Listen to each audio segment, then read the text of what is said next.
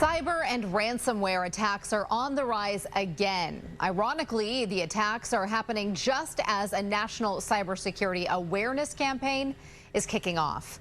Fox 7 Austin's Rudy Koski spoke with a cyber expert about the attacks and what you can do to protect yourself. He joins us in the newsroom with more. Rudy.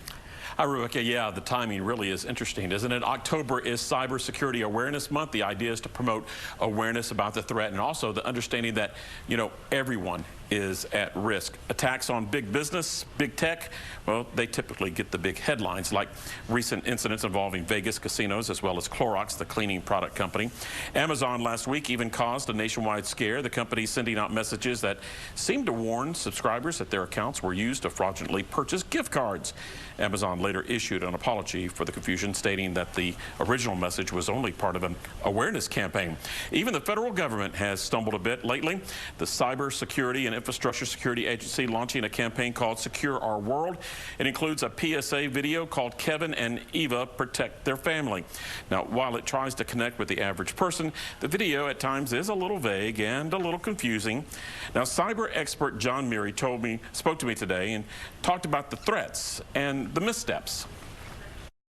This is a particularly odd week. It should be a good week for us. It's the first week of Cybersecurity Awareness Month, but it appears that the bad guys are more aware of cybersecurity right now than the good guys. We had the national emergency system tested, and then before that, Amazon sent out an alert that everyone thought they were being hacked, but they weren't. But it was confusion, a false alarm. How do you respond to that, situations like that?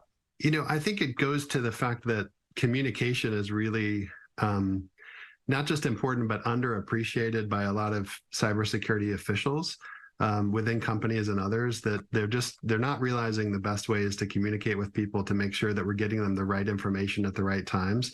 And a lot like the Amazon situation just go off half-baked. What do you say to people who believe this just isn't going to happen to me? No one wants my data.